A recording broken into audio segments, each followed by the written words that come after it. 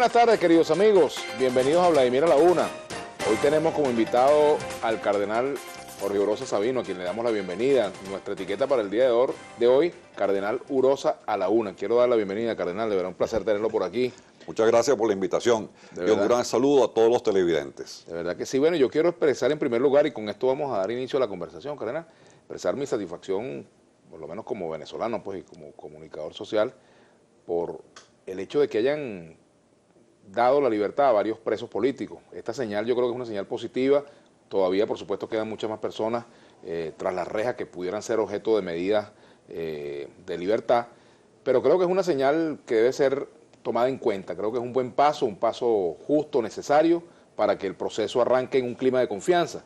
Y creo que es muy importante ese elemento, el elemento de la confianza, ¿no? Y ojalá pues que el gobierno continúe dando este tipo de señales, ¿no? Es lo que quería decir de entrada, ¿no? El caso de Carlos Melo, de Coromoto Rodríguez y de otros casos que también hay Costrejos, etc. El monseñor Claudio Cheli, que fue el delegado que vino esta vez al inicio de este diálogo, había pedido, pues, en su discurso inaugural de la sesión del domingo pasado, había pedido señales positivas, ¿no?, para corroborar la voluntad de diálogo, y me parece que esto va en ese camino.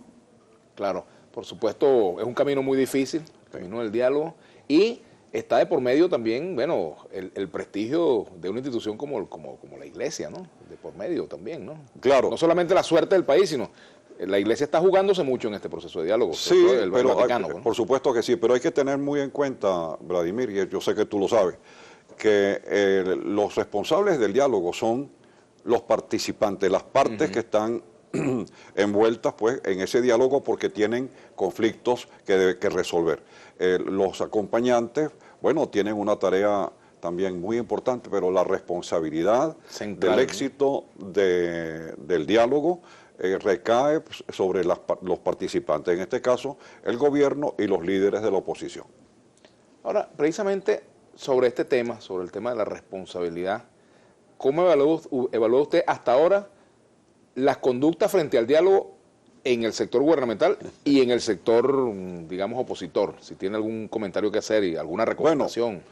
Bueno, yo creo que sobre todo, pues, tal vez recomendaciones. Es decir, en cuanto a comentarios, evidentemente no ha sido fácil para ambas partes lograr, digamos, cohesionarse como un interlocutor con respecto a la otra parte, ¿no?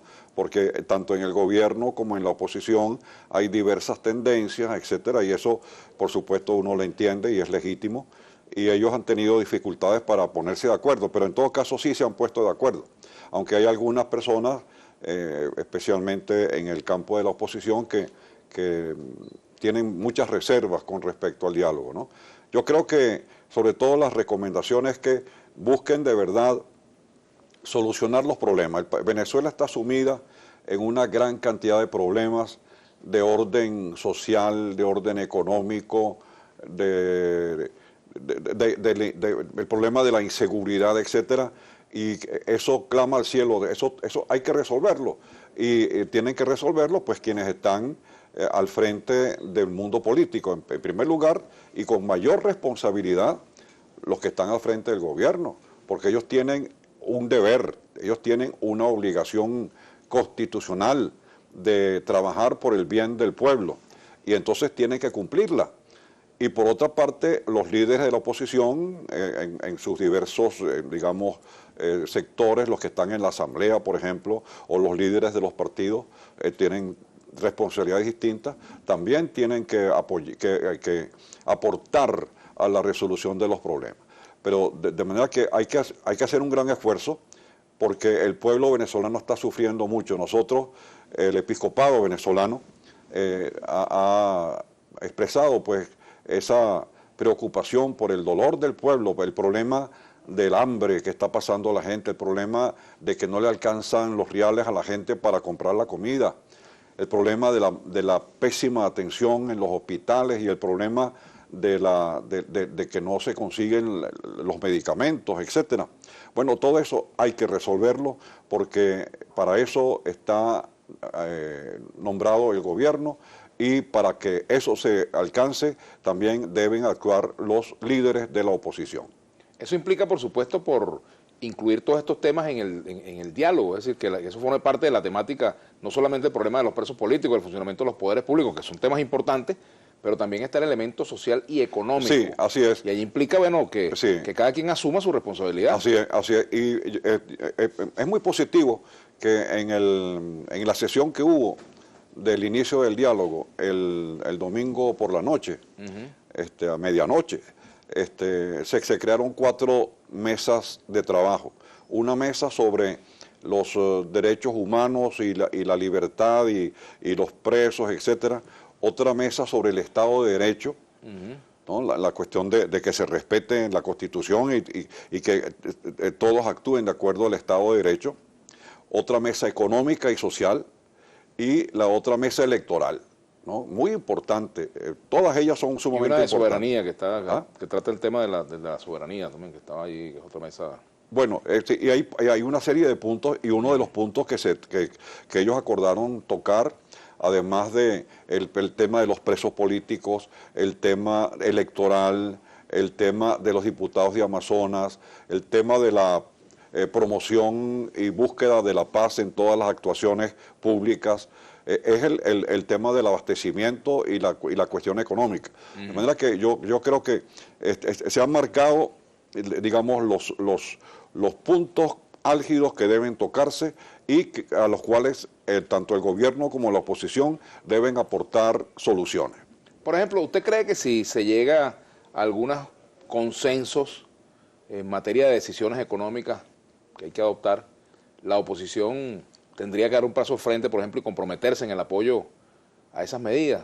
Bueno, si se logra un consenso, se supone que es porque hay, digamos, la voluntad por parte tanto del gobierno como de la oposición de adoptar medidas que ayuden a resolver.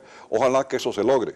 Fíjese, porque por ejemplo hay un documento de UNASUR con un conjunto de recomendaciones en materia económica y que fue elaborado a solicitud del propio gobierno. Lamentablemente esas recomendaciones en concreto no se han aplicado, pero cuando uno ve algunos elementos de los que están allí, por lo menos lo que se ha podido conocer, se parecen mucho a lo que recomiendan economistas de distintas corrientes, de uno y otro sector. Bueno, es que el problema es que el gobierno está empeñado en mantener un sistema económico que no sirve, que no funciona, que es el sistema económico marxista, comunista, totalitario. Eso no funciona. Eso de que el Estado tiene que controlarlo todo, por ejemplo, no hay maíz blanco. Bueno, ¿de quién es la culpa?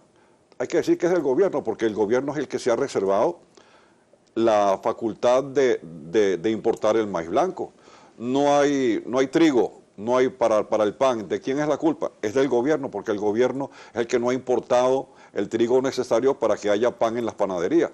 O sea, ese sistema económico de que todo lo tiene que dominar el Estado, eso es pésimo y ha fracasado en todas partes donde se ha aplicado. De manera que el gobierno tiene que cambiar en ese campo. Tenemos que hacer una pausa. Al regreso, Cardenal, hay muchos temas, ¿no? Sí, claro. Pero hay uno que usted ha abordado y a mí me gustaría que lo tocáramos nuevamente y tiene que ver con la preocupación que usted ha expresado con respecto a la movilización convocada por la oposición para el próximo jueves hacia Miraflores. Usted ha hablado de ese tema, quiero que lo abordemos nuevamente. Vamos a hacer una pausa. Recuerden, nuestra etiqueta para sus opiniones y comentarios es Cardenal Urosa a la 1. Recuerden, aquí en Globovisión nos vemos todos. Ya venimos.